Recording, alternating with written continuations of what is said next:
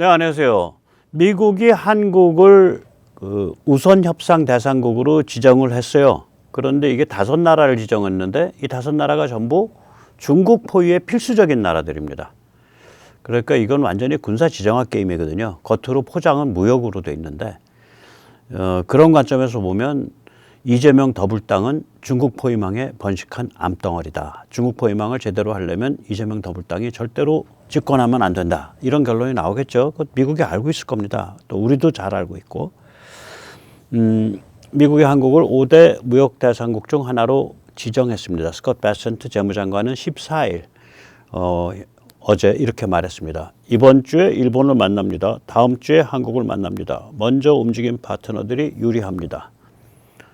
그래서 무역에 관한 얘기인 것처럼 포장은 돼 있어요. 이 우선 협상 대상국 5개 국가는 한국, 일본, 인도, 영국, 호주입니다. 이때 우선 협상이라는 건 우선적으로 협상하는 핵심 타겟 국가, 그러니까 prioritize라는 용어를 썼고요. 베센트가 그러니까 우선화시켰다. 탑 타겟, 핵심 타겟이다. 예. 그런데 이 나라들이 좀 성격이 달라요. 한국과 일본은 미국에 대해 막대한 무역 흑자를 누리는 나라인데 영국과 호주는 오히려 무역 적자를 보는 나라예요. 그러니까 우선 협상을 무역 적자, 미국이 그러니까 무역 흑자를 보는 나라죠. 영국과 호주가 무역 적자를 보는 나라고. 근데 왜 우선 협상에 같이 왜 들어가? 그거 미국이 돈 버니까 그냥 내버려 두면 되잖아. 보세요. 일본이 대미 무역 흑자가 680억 달러, 2024년입니다.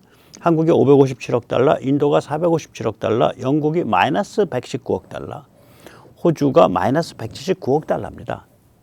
그러니까 왜 이게 한꺼번에 묶여 있는 거지? 이 생각을 할 수밖에 없죠. 게다가 이제 미국에 대해 2024년 무역 흑자국을 따지면 이제 캐나다나 멕시코, USMCA 국가를 빼고 나면은 이제 바로 따라붙는 게 이제 한국, 일본, 미국인데, 그러니까 USMCA랑 이제 캐나다하고 EU를 빼고 나면요. 그 셋을 빼고 나면 그 아래 따라붙는 게 이제 한국, 일본, 대만 이런 나라들이에요. 무역 흑자 규모가. 2024년에 대만은 739억 달러 무역 흑자를 누렸어요. 한국이나 일본보다 큽니다. 무역 흑자액이. 여기엔 또 아예 5대 우선협상 대상국에 포함되어 있지도 않아요. 이건 아마 대만의 주력 수출 분야가 반도체, 컴퓨터, 통신 장비, 자동차 부품. 이때 자동차 부품이라는 건 요새 자동차에 전기, 전자가 엄청 들어가잖아요. 그러니까 전장이라고 보통 얘기를 하는데, 전자장치 그런 뜻쯤 되겠죠. 이게 이제 별도의 분야별 관세에 해당하는 품목들이거든요. 그러니까 섹토럴 테리프에 해당합니다. 이쪽이. 지금, 그러니까 대만에 부여한 상호 관세 말고 분야별 관세. 그래서 대만은 따로 언급할 필요가 없는 것 같다. 이런 생각이 들어요.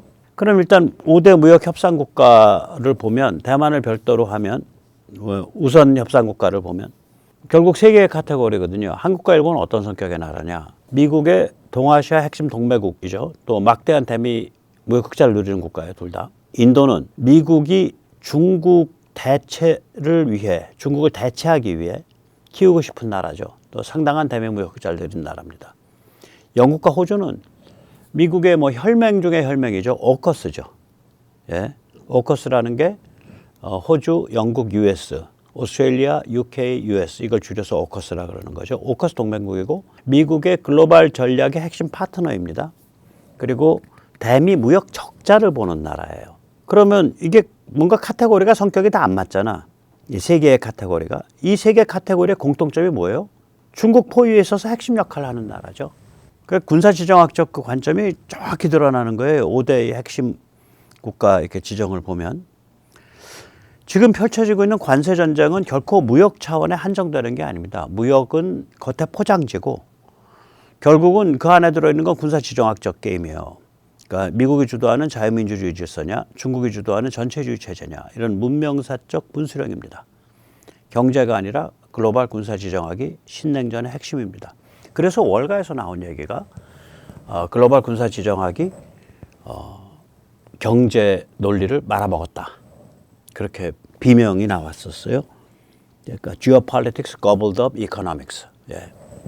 여기서 잠시 생활탈출 자유구동의 부탁 말씀 올리고 이어가도록 하겠습니다. 아시다시피 생활탈출은 광고가 잘 붙지 않습니다. 붙더라도 천천히 붙는 경향이 있습니다. 도와주시면 보다 좋은 컨텐츠로 찾아뵙는데 커다란 힘이 되겠습니다. 감사합니다. 예, 드디어 내일 수요일 날 오전 10시 한국기독교회관 2층 조예홀에서 공명선거 전국연합 출범식이 있습니다. 여기서 이제 제도, 그러니까 법을 안 고치고 제도를 일단 손을 보자. 그래서 이제 선관위를 압박하는 내용은 사전투표 관리관에 진짜 도장 날인해라. 사전투표소 지정 예약제를 도입해라. 잔류 파쇄형 봉인지를 쓰고 이 대표소에서만 봉인을 해제해라. 정당 CCTV를 추가 설치해라. 이 네 가지를 강력하게 요구를 하면 한편, 예, 그 엄청난 그 감시 또 이 그 참관 운동을 일으키고자 하는 겁니다. 예, 혹시 시간이 되시는 분은 오시면은 아마 미어 터져서 서 계실 수도 있는데 오시면 좋죠. 그리고 이제 그 권영세한테 사전투표 문제 이제 방관하고 끝에 가서 문제 없습니다. 많이 찍으세요. 많이 찍으세요. 이런 소리만 할 거냐 이거지. 예. 그래서 이번 금요일 날 우리 또 오래간만에 권영세 아저씨 사랑의 매를 들고 용산으로 출격합니다. 삼각지역 5번 출구입니다. 이제 이게 군사지정학적 게임이니까 좀 말씀을 드릴게요. 며칠 전이죠. 미 상원 군사위원회가 제이비어 브런슨 주한미군 사령관, 세뮤얼 파파로 인태사령부 사령관 등을 출석시켜서 주한미군의 역할에 대해 물었습니다. 이 자리에서 이들은 한결같이 2만 5천 명 주한미군이 결정적 역할을 한다고 말을 합니다. 특히 이제 제이비어 브런슨은 한국인의 정서를 겨냥한 것 같아요. 이게 이제 그 공식 해도에선 옐로우시거든요. 근데 이거를 서해, 그러니까 웨스트시라고 얘기하더라고요. 또 그다음에 많은 지도에서 동해라고 쓰지 않고 Sea of Japan, 일본해라고들 얘기를 하는데 이걸 또 East Sea, 동해라고 정확히 말을 하더라고요. 역시 주한미군 사령관답습니다. 여기서 이제 제이비어 브런슨이 이렇게 말을 합니다. 정책적 의사결정에 대해서는 말하고 싶지 않습니다만 주한미군이 있음으로써 러시아에게는 동해 도발에 대한 코스트를 높이고 중국에게는 서해 도발의 코스트를 높입니다. 물론 북한을 억제합니다. 그러니까 주한미군이 굉장히 중요한 전략적인 역할을 하고 있다. 영내에서. 그러니까 이거 건드리지 마라. 이게 이제 왜 이런 청문회를 했겠냐 생각을 해보죠. 사실은 주한미군 줄이자는 얘기는 지금 쑥 들어갔어요. 루머만 좀 돌지. 주한미군을 축소해서 본토 방위력을 높이고 중국에 대한 대비를 높여야 됩니다. 라는 소리는 엘브리치 콜비 현 국방부 정책차관보가 철없던 시절 2024년 초까지 떠들던 소리입니다. 요새 이 사람 이 소리 안 해요.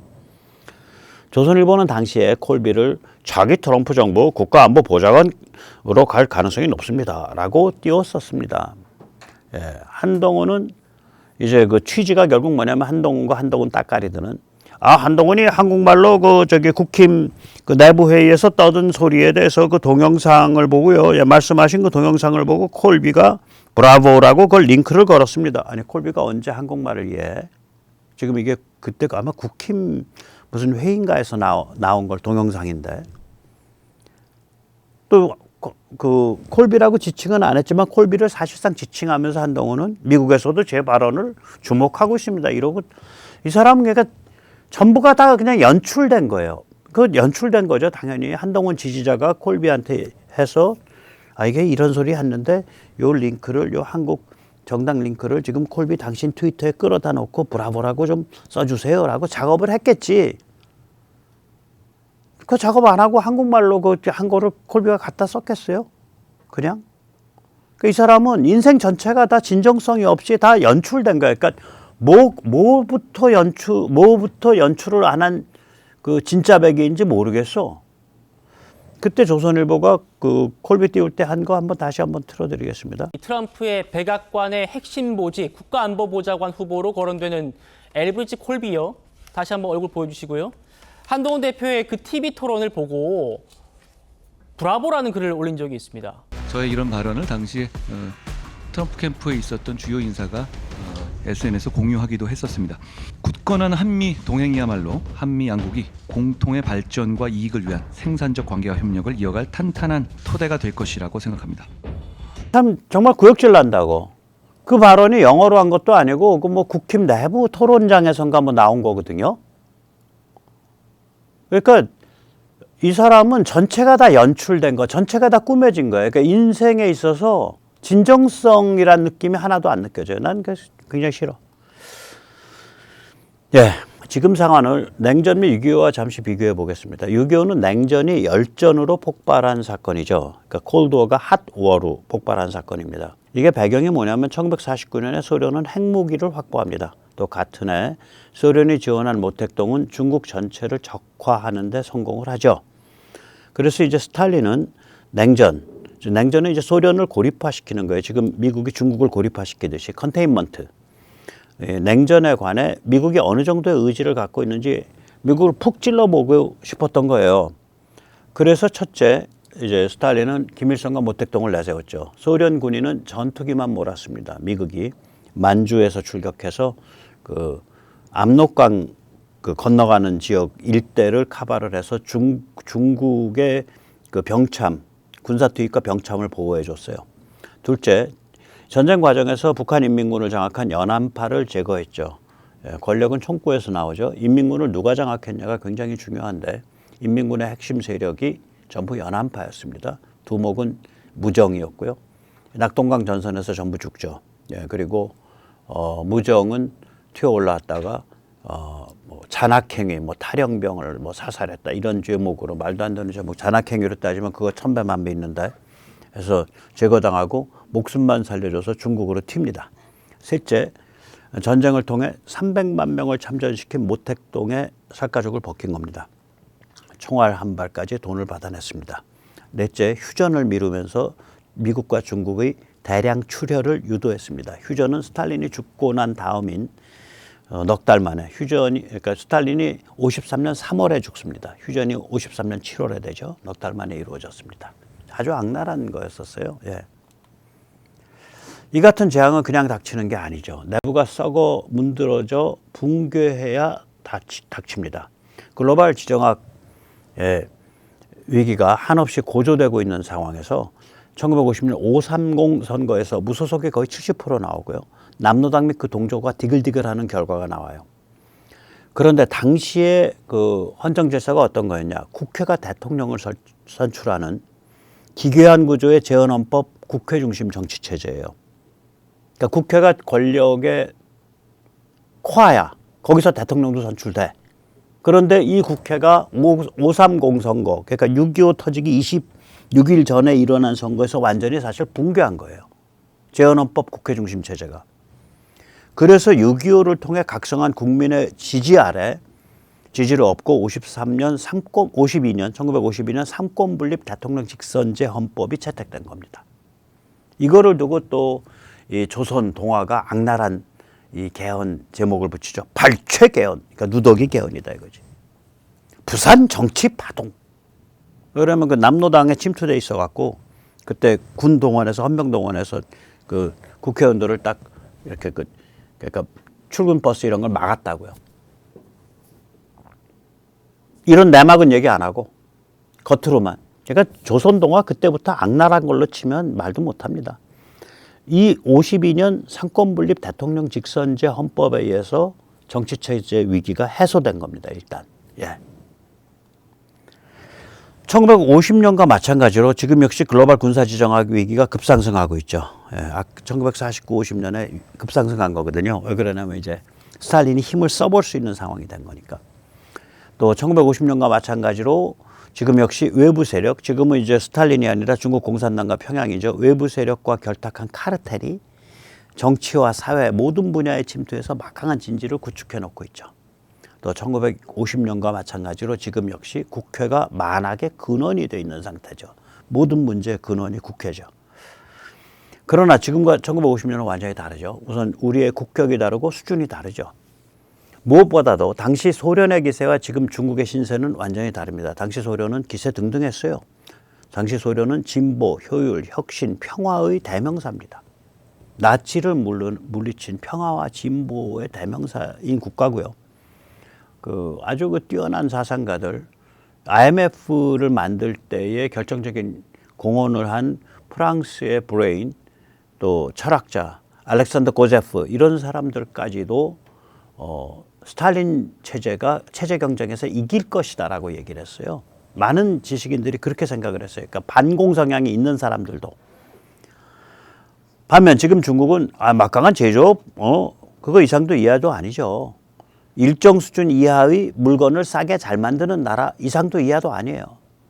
그런데 그거가 세계 시장이 닫혀져가고 미국이 조여 들어가니까 지금 주저앉고 있는 상황이죠.